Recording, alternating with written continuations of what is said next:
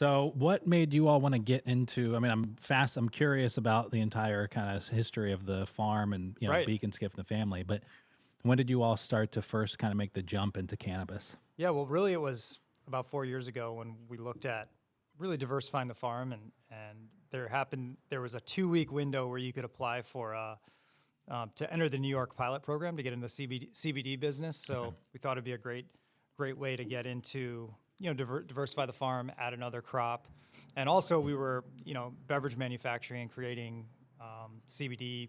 We had an idea to create a CBD infused beverage, really to diversify the beverage, and it all sort of came together. So we kind of snuck through in that 2 week window to apply through the research program, and yeah, that was our first entry. So no experience in the industry at all, but really saw similar to the hard cider business and the spirits, a way for us to change, be innovative, and try something new. But at the time it was a Hail Mary, and looking back now, was a backdoor really into getting into regulated cannabis now, we really got a head start in there, which is great. Yeah. Is that kind of like, is it easier to get into regular cannabis when you've already been doing CBD, or is it more difficult? Yeah, well, so actually what New York State said on the grow side is if you had grown for 3 out of the last 4 years, you could qualify to get a grow license. Wow. So they basically, New York State looked at the existing hemp infrastructure, the processing and the growing, and said, why don't we take advantage of this infrastructure? And CBD had this quick boom bust cycle that we were all caught in, where the business shot up and then crumbled very quickly. So there were a lot of really struggling CBD hemp farmers out there. So we took advantage of it, and not only did we have the infrastructure for growing, but we also built this whole processing facility, which overnight we could convert over to processing THC. Yeah, that's wild. But the whole evolution into the business has been fascinating, because on a daily basis, actually, before I walked in here, I got an email from a Beak Skiff OG customer who feels the need to send me an email and tell me about, maybe I'm going to go to hell, or, I can't believe the 5th generation has turned into drug dealers. And so I still get this, and like in 2023, there's still this whole stigma around the plant. Yeah. And people have no issue with bourbon and making 190 proof alcohol. But when you talk about cannabis, people have a lot of issues. So that's been fascinating to try to break down the stigma and teach people about the crop. And really, really talk about how I use cannabis in my day-to-day life. Yeah. Yeah. I wonder how much of that is like, what is the market for legalized cannabis in New York State? Is it converting the quintessential pothead that's been smoking that now can do it legally? Or is it trying to convert, grandma and grandpa or mom and dad who have never thought about it in that way before? Totally. When my team says I can never say the word like soccer mom, but ultimately that's like, as we look at like our 5 milligram beverages and edibles, that's the customer. We're not going for the guy who uses 100 milligrams in a sitting or 1,000 milligrams. We're looking to convert, the mom or the person who maybe goes to a party with their friends. They're not going to pull out a joint and smoke it, but maybe they'll bring a beverage and that'll be socially acceptable. And then they'll wake up the next morning and maybe not have a huge hangover. And I say that as a person who makes a lot of alcohol. Right. I see so many more benefits with this plant and what it can do for people's mental health and what it can do for people's aches and pains. And, next time somebody has surgery, maybe they don't take a Vicodin, they take cannabis, and that could be a really good thing as well. So, but regulated cannabis is a beautiful thing, and I hope that it's less about the legacy user and more about getting people in to experience the plant. Yeah, it's wild. I mean, I work one of our social media clients is Willow Rock Brewing, and great company. Yeah, and I'm always I kind of have this conversation with them about like who are we trying to talk to? Like in craft breweries, it's very little about kind of the party. Let's go get drunk with our beer, whatever the case is, and so, but it's odd because it is a product that, if you consume enough of them, you're going to get wasted. Right.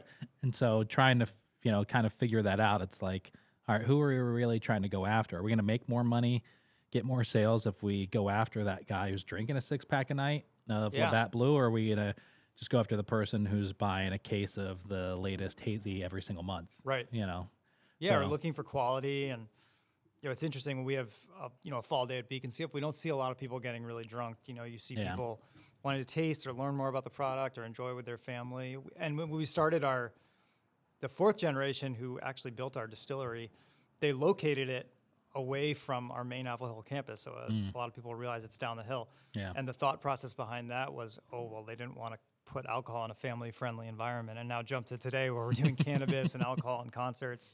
My wife and I always say it's going to be really hard. So I have a daughter who's 7 and a daughter who's 9. Like when they're in high school, like we're going to be the parents who's, dad's a concert promoter, he grows weed and he sells alcohol. So it's like the trifecta of these sins we're creating. So that'll be really fun to see what happens. But that's hilarious. when I showed up at Beak Skiff 10 years ago from New York City, I came back to the family business, which I never expected I would. They kind of stuck me in a little corner closet, and I worked my way out from there. But it's fun to think where the business has grown to and what we're doing. And yeah. So what is that history of the of the family and the farm? Yeah. Well, so started in 1911, which is kind of where we get our 1911. So. Yeah. I myself, my cousin Pete, who runs our farm, and then there's 2 Beaks that operate in the business. We represent the 5th generation. Okay. And my wife Marianne handles all of our marketing.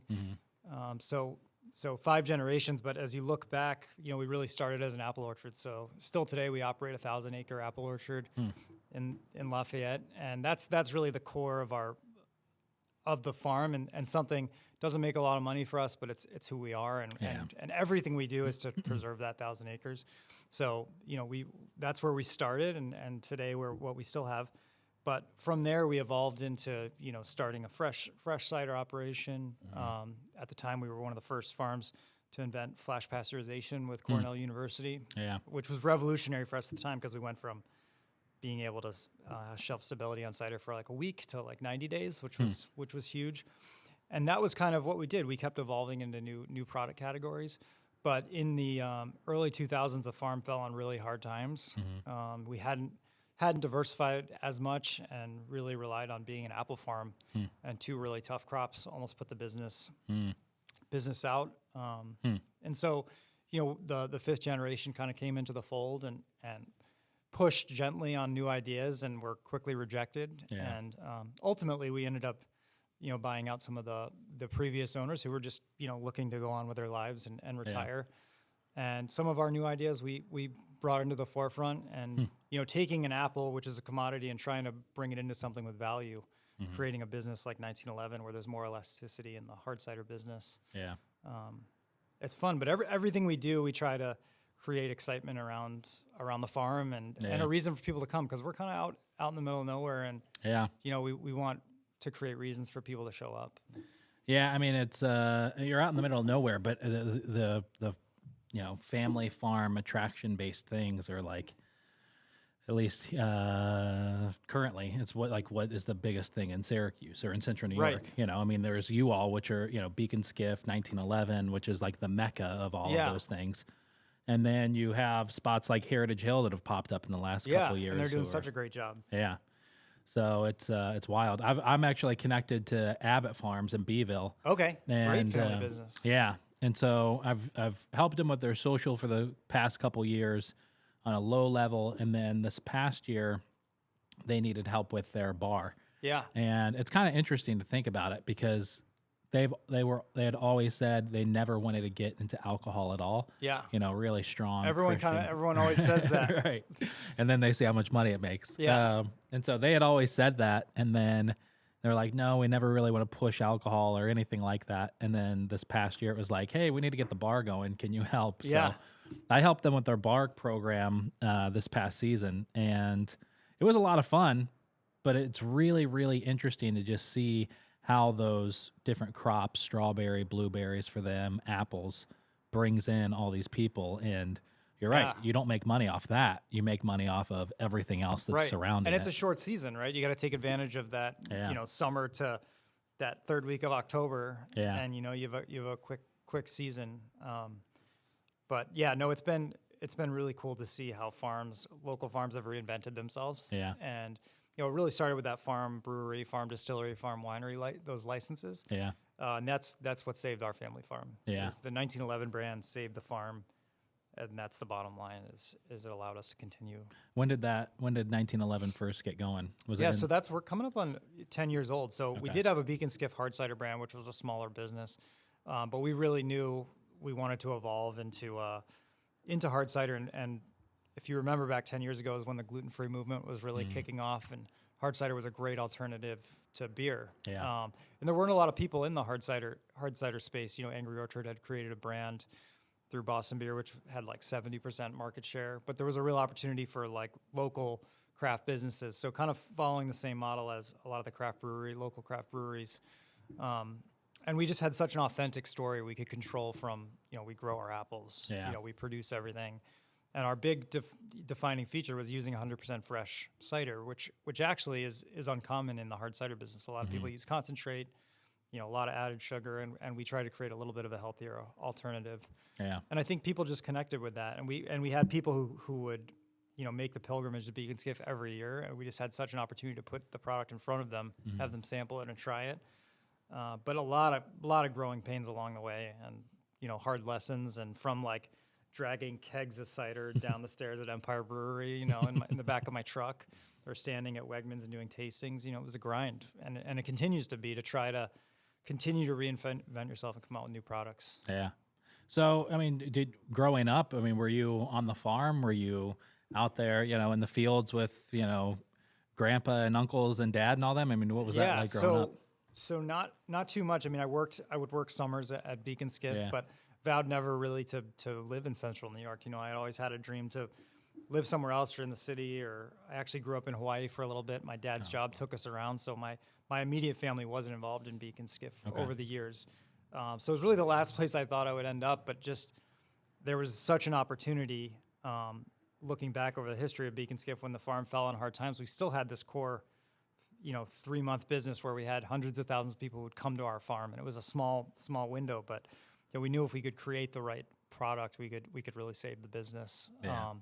And so we like to create, you know, lots of changes at Beak Skiff, and the team sometimes in the beginning struggled to keep up, and now they get excited. And I think, you know, we have a really young management team who loves to try new things. You know, we've started a lot of concepts that have failed over the years that you don't hear about, but the community of Syracuse really embraces our local companies, which has been so fun to see over the years.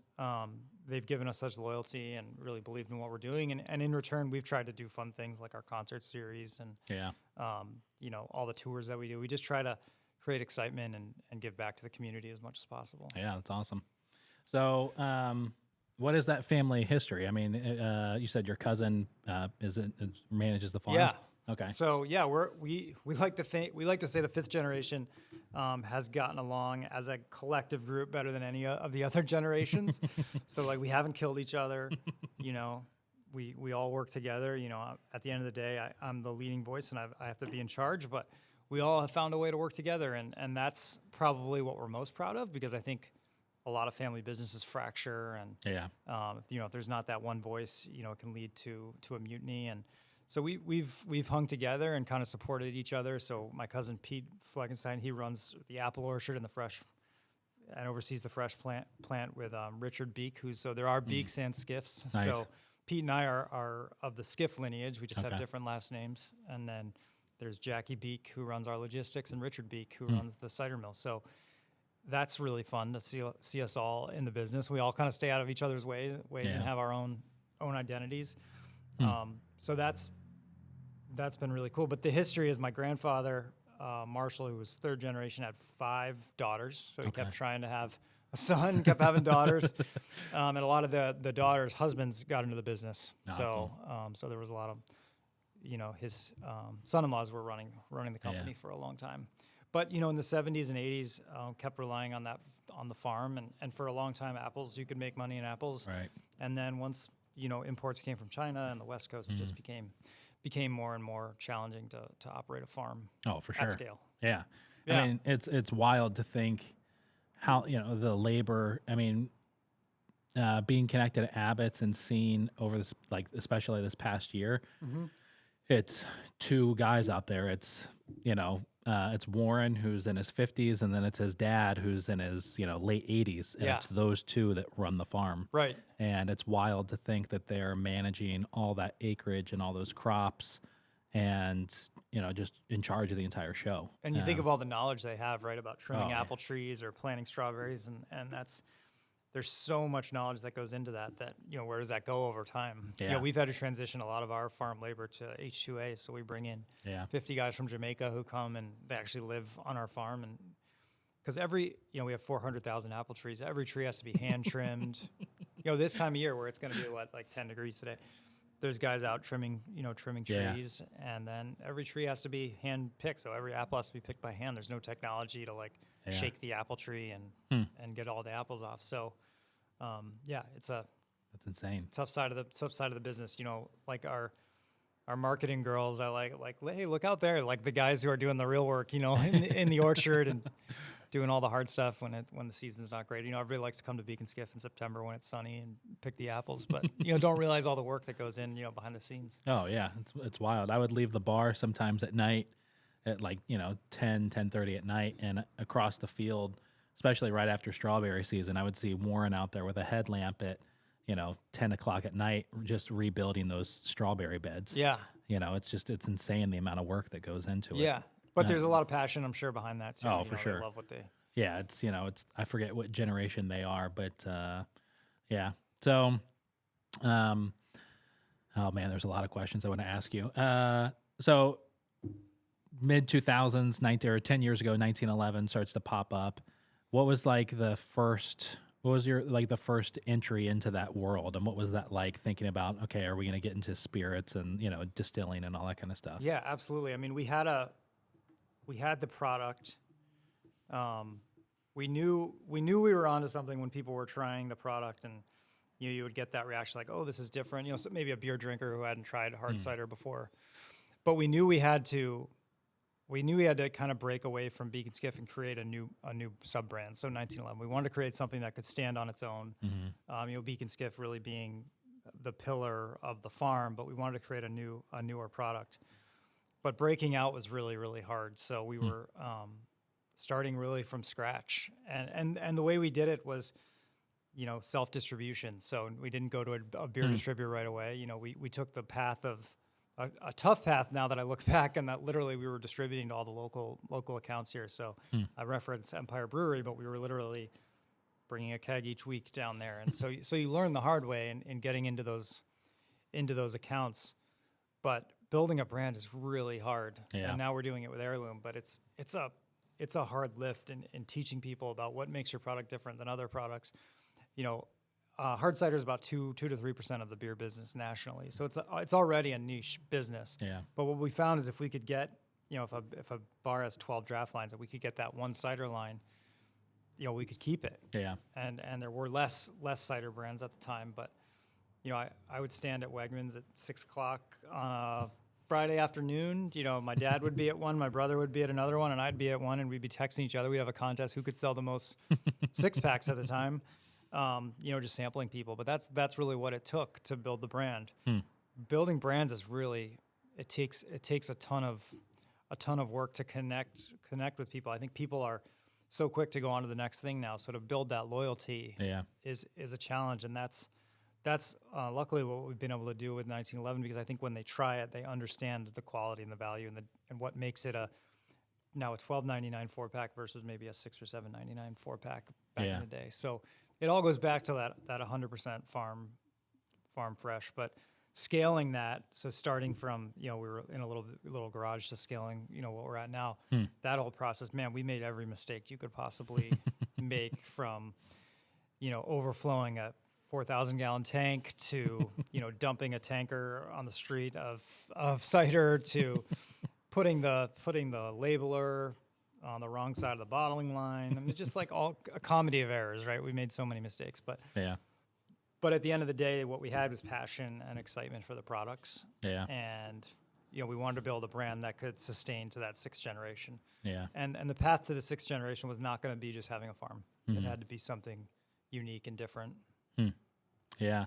It's kind of, does it feel weird? Like, not weird, but do you ever kind of sit back in awe of what has been built out there because I remember Beak Skiff when I was in high school, and Yeah. I remember the small area for the pony rides, and jump on the wagon and go out to the apples, but it's Right. nothing like it is today. And today Beak Skiff is this massive brand. I mean, I've never really thought about it in this way until sitting now across from you and talking Yeah. about this, but Beak Skiff is like you've got to be the largest brand in food service of any sort in central New York.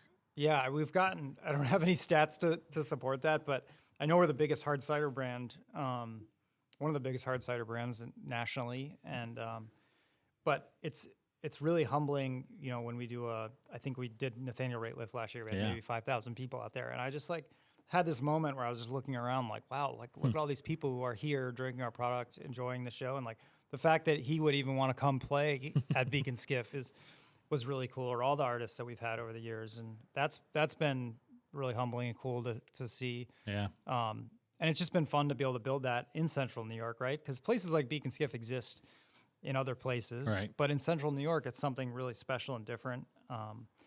And it all starts with being authentic, having an authentic voice, having an authentic story. So many brands pop up. We talk about cannabis. There's all these brands popping up today. They don't really have authentic stories. What's your story? What makes you? We always talk about what's our story? What makes us different and authentic? And at the end of the day, we're a 100-plus-year-old family farm. We maintained our ownership. We're the 5th generation, and that stands for something. That means something because all the generations along the way could have sold out. Yeah. And left. And that it creates some pressure for the 5th generation. And I think about what does the 6th generation look like as I have daughters. But it's amazing to see the people of Syracuse built Beak Skiff. It wasn't us, right? We put things in front of them and created experiences for them. But at the end of the day, they responded to that. They came out. And it's cool to see people who travel to California or Florida, and they're always excited to bring 1911 with them, right? As this is from Syracuse. It's something, that represents the Syracuse community, and that's been fun. And as we transition into cannabis, Ayrloom, which is the new brand we created, it's a similar story. Grown on our farm, 100% authentic, seed to sale. We like to control the process. Yeah. And quality means something. Yeah, for sure. It's just I think about. We're. To compare it is kind of laughable, but I think of things that projects or new shows or whatever the hell it is that we're going to do here. Yeah. And I start to run through the process of okay, so here's the idea, here's the finished product, and here's step 1 through 20 of how we get to that finished product. Right. And I've kind of got the marketing down a little bit, but for me, it's such a small swing. For a company like Beak Skiff, 1911, Heirloom, these are massive swings that you're taking. I mean, nothing that you all do is tiny anymore. Right. Well, we bet the entire company on cannabis, really. Yeah. I mean, at the end of the day, it was a calculated risk that we've taken, but we put it all into cannabis because we really felt strongly.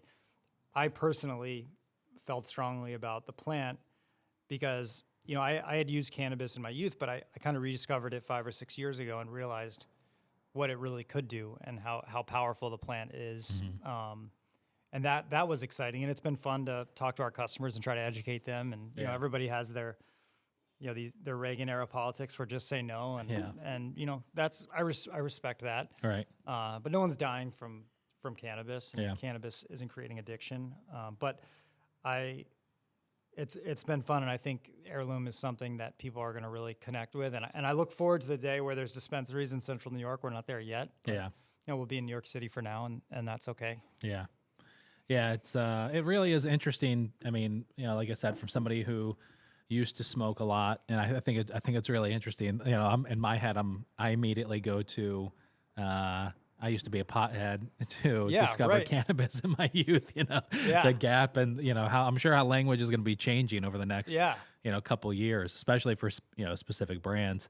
It's going to be interesting, but, it's really wild to me to think how much it's changed, over this time. Yeah. And there's, it's hard to be a functional alcoholic. There's some of them, but cannabis, something you can really incorporate into your daily life. Yeah.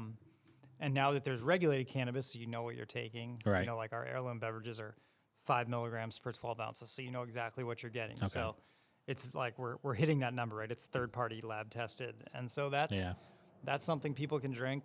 And yeah, it's an alternative to alcohol. You know, at the end of the day, cannabis is a threat to the alcohol industry in the sense that, you know, people are going to maybe choose one and not the other. And so it's good to diversify. And everything we've done at Beak Skiff over the years has been to diversify outside of the apple business, right? Because inevitably you have a bumper crop and then you're going to have maybe some tougher crops. And global warming is real, and we're seeing changes in our orchard that make it harder and harder to grow the crop, the apple crop in Lafayette. So it's good to diversify. A lot of people don't realize that Beak Skiff is actually one of the largest producers of cold brew coffee on the East Coast. Yeah, so we don't do it under our brand. On the East Coast? Yeah, it's Holy like a crazy stat. So like we quietly make all of the cold brew coffee nationally for Wegmans, ShopRite, Hannaford, Giant Eagle, Price Right. So like we have this fresh cider facility, and it's super seasonal, so we do it a lot in the fall.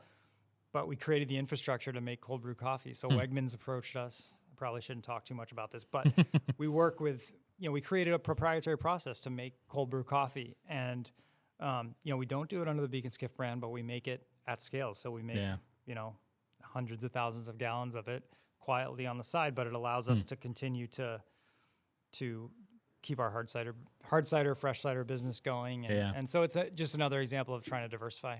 Is that like the thing that keeps the business afloat? You know, I mean, I think of, you know, running the restaurant, you know, at Limp Lizard, right? Like brisket, you know, we sell it for a sandwich for $15. Well, it costs us $14 to put that food out. Right.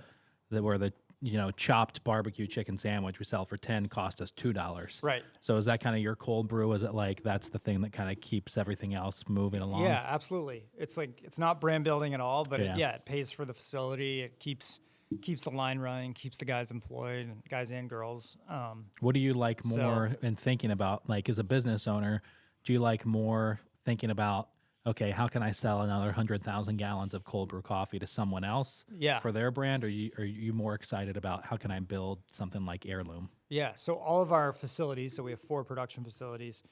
The way we built them is 50% we want to fill with our own brands and 50% other people's brands. So even in the cannabis, in our processing facility, it's been built to the scale where we can take on other people's brands. So you know, people want to be asset light, can come in and work with us, and we can build their brands in-house. So in itself, that protects us a little bit. Yeah. And that, you know, if our brands don't work, somebody else's brands we can bring in and make those work. So, you know, we're less loyal to our own brands and more about creating a sustainable business. Yeah, for sure. Yeah. It's I mean, that's a really big thing with like contract brewing in the beer world. Right. Some of these big ones that can sustain, you know, have the staff and have the, you know, Myers Creek is one of them. Yeah. I mean, Matt FX out in Utica, I think. Of course. Yeah, they're huge. Yeah. And I think they do all the contract brewing for Brooklyn Brewing, I believe. They do. Yeah. Yeah, amongst, you know, lots of other brands. So it's wild. And then there's in the liquor world, it's kind of the same thing. There's like really 6 companies that own every major, you know, liquor brand out there, right? Sazerac is a huge one. And Suntory is the massive one. But there's so many of them. Like, I think I even have a couple bottles over there where it's like the juice comes from Heaven Hill or whoever it is. Right. They're just getting the distilled product and maybe they're redistilling it. Yeah. So has that been a big thing at all for 1911 on that side for companies reaching out to do that? Yeah, our spirits business is one of our smaller businesses. Yeah. So we just self-distribute in New York State. But it's, you know, not a small business. It's grown over the years. You self-distribute 1911? Just our spirits. Oh, okay. Yeah, gotcha. hard cider we use you know, beer distributors. Yeah. But spirits we still self-distribute everything. That's wild. Yeah, we keep it really to, you know, 50-mile radius of here, so it hasn't grown as much. But you know, listening to myself talk here, there's a lot of things we're doing, and I'm always thinking new ideas. Like we're gonna start this really cool. We're gonna start doing these ATV tours at Beak Skiff. So my friend has a ranch called the Kualoa Ranch in Hawaii. All right, so I saw your pictures on Instagram, and my wife and I had our honeymoon there. Yeah. Like we were there like 2 weeks like before on Oahu? COVID. Yeah. Or- So, and we went to the ranch. Oh, cool. Yeah. So we were on the main island for about a week, and then we went to, we were in Honolulu for like 3 days. We went up to Turtle Bay for a couple Yeah. days, and that's when we went to the ranch. Okay, so my brother works at Turtle Bay. He Oh, runs really? like the VIP area. So, yeah, I lived there when I was in high school. Okay. My dad's job took us out there, so my brother moved back there about 5 years ago. Oh, But wow. my best friend runs a ranch called, or his family owns a ranch called Kualoa. and Yeah. It's been in their family since the 1800s. Yeah. But they do ATV tours, and so we're going to start offering those at Beak Skiff. It's That's kind awesome. of the idea that we saw. So. Something we haven't put out into the public yet, but we're excited Yeah. about. We have 1,000 acres, so why not let people, Yeah. cruise around? I'm sure my insurance broker loves me talking about this. But there's so many fun things we can do, and it's hard to I have a lot of ideas always in my head, and my team tells me to slow down sometimes Yeah. because, we want to be able to execute and focus and drive some of these ideas Yeah. home. Yeah.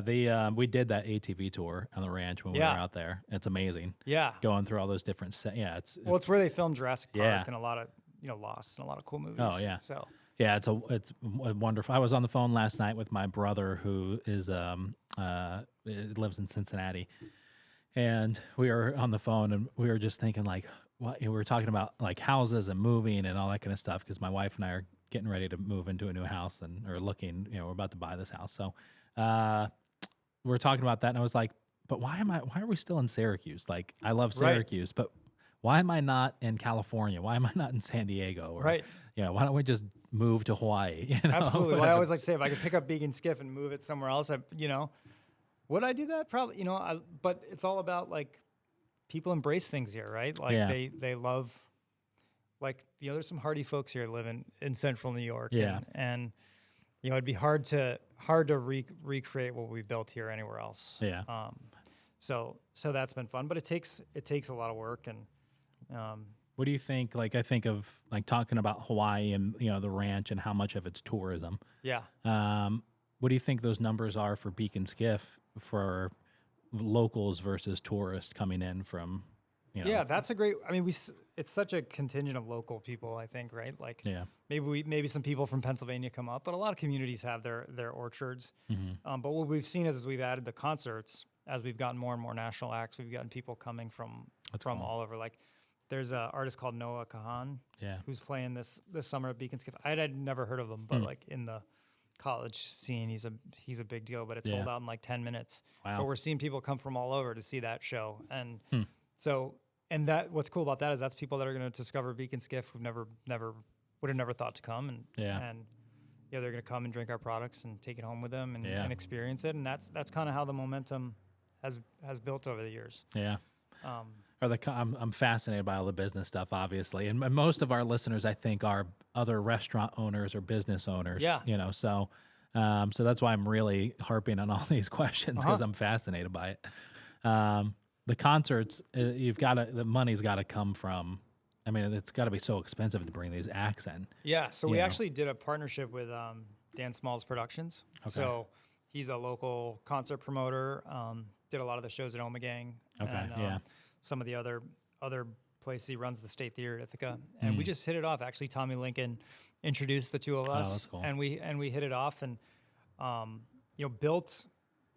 went from more local shows to building this big scene, and it's hard to think at some points we can compete with the amphitheater now in terms of some of the acts that we're getting, and that's been exciting. We did 18 shows last year. Wow. Pissed off all my neighbors, but managed to get through another season. But that's been just that partnership's been amazing. But what's the big payback for us is just people come and try our products and just have that Beak Skiff authentic experience, and then maybe they come back again or they discover us in a grocery store. But it's when these artists roll through, we had Death Cab for Cutie, which was one of my favorite bands. To see them at Beak Skiff, having a cider is fun. Yeah. And it makes it worth it. But it's inevitably at every show some kid eats a whole bag of mushrooms and thinks he's gonna fly, and then we're having to get him out of the orchard at 2 a.m. So there's that behind the scenes stuff that not everyone hears about, but it's part of the game. Yeah, that's hilarious. Yeah. I mean, it's pretty cool, going to Hawaii and kind of bringing that back, bringing like the ATV tours, Right. to Beak and Skiff. Is it challenging to try and find that, even though, like you've said, you all have stayed really authentic to like Central New York and what that means? Has it been hard over the years to like have an idea for something that just ultimately doesn't fit Central New York vibes? Yeah, I think I'm trying to think of like a specific example of that. I mean, one challenge we have at Beak and Skiff is just the seasonal. It's seasonal. Like our main campus isn't open right now, so we have a limited amount of time where we can make that business go. But Yeah. one business that I never thought would work is as we did concerts over the years. We had issues with neighbors, so we acquired some of the houses around Beak and Skiff, and that actually turned into another business where we do Airbnbs now, so people can come out and stay at Beak and Skiff. But that was another thing we discovered that was happening at another, friend's place, another ranch type of environment. And I never thought people would want to come stay up at Beak and Skiff, but people like to do that. They like to be up there, to be able to walk to a show or walk to apple picking. Oh yeah. So yeah, lots of things. The one thing we're trying not to do is weddings. We've I think 2 or 3 years ago we had a wedding at on a Saturday, and it was an outdoor wedding, and it was pouring rain. They were in a tent, but I opened my phone. I had like 15 missed calls from the mother of the bride, who thought it was necessary for me to close our entire tasting room, which was October, so we probably had 1,000 people at Beak and Skiff.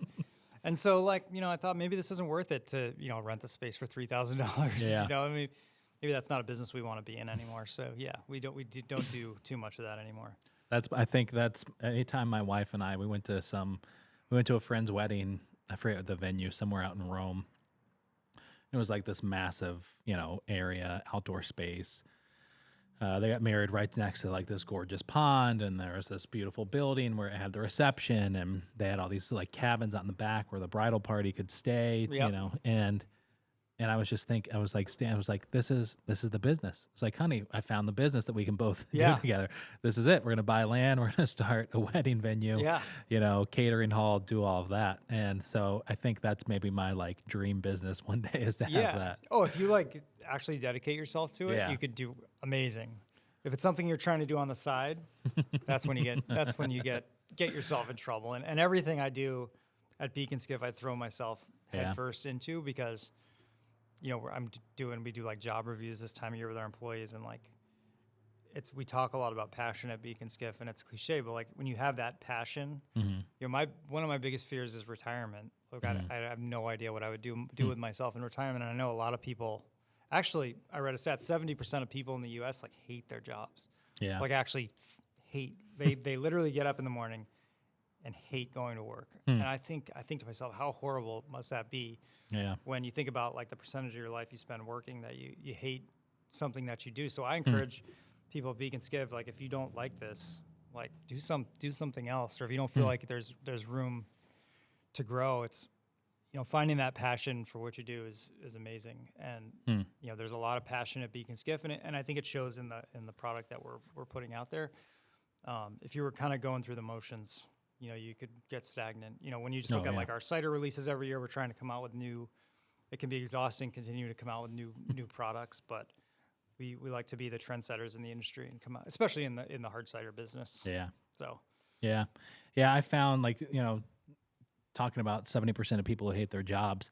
I think I've definitely been there before. And I've noticed around here recently, and I fall victim to this I'm finally getting to the point now. I don't know if it's like being a dad and like trying to think, even though, my son's 3 months old, and so he's not really grasping a whole hell of a lot. Right. So, although I will say we were watching, I was up with him late one night when he couldn't sleep, and we were sitting downstairs in the living room, and I had something on Netflix. I think it was like The Walking Dead or just something that was like a little bit more aggressive. Yeah. And he's just started freaking out, crying and and then I put on The Office, and he was like, chill, and but anyways. So he was grasping a little bit of what was happening. Right. And, but I noticed myself here just being a little bit more negative, just kind of, I'm sure, maybe it's the time of year or whatever the case is, but I used to live in Texas for about 3 years. And I remember when I first moved there, one of the things that really stood out to me was people's mentality. You would ask somebody, you would see somebody, a friend or whatever, and hey, how's it going? Oh, things are great, wonderful, family's happy, wife's happy, got a great job, beautiful weather. Around here, I don't see that as much, especially myself. Right. It's like, hey, how's it going? Oh, living the dream. Yeah. Right. It's just like a little. Yeah, everybody's got a little bit of an edge to them. Right. Yeah. Yeah. So it's, I don't know. It's like, I don't know if that's just how it is. Are you trying to change you're trying to change the area? Is it always going to be that way? Right. Well, it's like, it's easy to say like find your passion, but it's hard to like go out on your own and like try to do something and make that leap. And if you got a mortgage or you have a bunch of kids, it's hard to, it can be scary to start something. I think in a sense, not lucky, but I was fortunate in the sense that like Beak Skiff had all this brand equity when I came in, right? It had fallen on some hard times, but people knew the business. They knew they recognized the brand. Yeah. And we came in and maybe dusted it off a little bit, put a nice coat on it and sent it out, and people connected with it. But starting things from scratch is hard. So whether it's being in the restaurant industry, in today's times, it's hard. A lot of people have struggled and gone under, and it's not easy. No, not at all. It's I think the biggest thing I'm especially learning now over the past like couple of months is just how much dedication, how much time it really takes to run a restaurant. And it's like a complete sacrifice. I really don't know how people do it who are like career and lifelong cooks or managers or servers or bartenders. Right.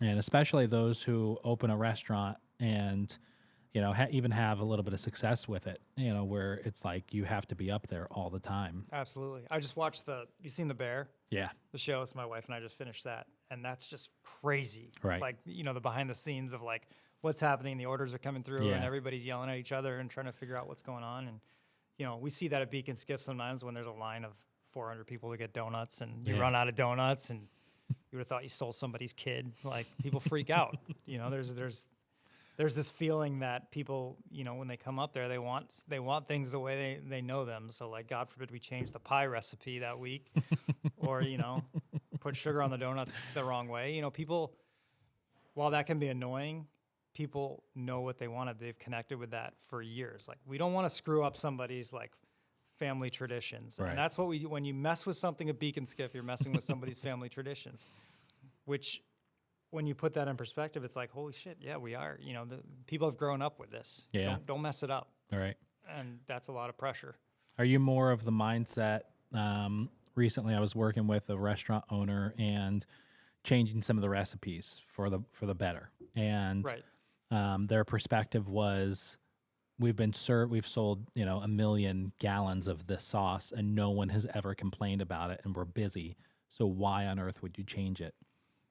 What kind of mentality do you have? Are you more the mentality of everything could always be made better? Or are you more of the mentality of it's not broke, don't even look at it? Well, as my team would say, I'm always changing things. Yeah. And I'm always looking ahead. And, we never get comfortable at Beak Skiff. And so I think we're the mentality of continue to improve, but not just continue to improve, create new experiences, new things, and try to break the cycle of like, if you come to Beak Skiff, you see it this way, maybe you try to change things, shake things up, because we don't want to be stagnant in some of the things that we do. So it'd be easy not to add ATV tours. We don't need to add those, but like, how cool would it be to ride an ATV around Beak Skiff, on a sunset, not drinking a cider after the ATV tour, but so we think about that a lot. We always have the customer in mind. Think about those experiences that they want to have, because what we have up there is a real gift,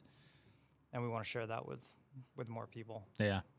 Do you get more excited as like the person in charge and making kind of picturing the future, the next thing? Are you more excited about the beginning stages of something, or kind of the end, like the final result, like, okay, here it is presented nice to the customer? Yeah, I love the process of building things and starting something new. It doesn't have to be big. So, whether it's starting the Airbnbs or building the cannabis business, I like the process. Yeah. The process. And, we're getting to the point now, the scale Beak Skiff, I often wonder, am I the person to run this company for the next 20 years, because it's gotten to a big size. But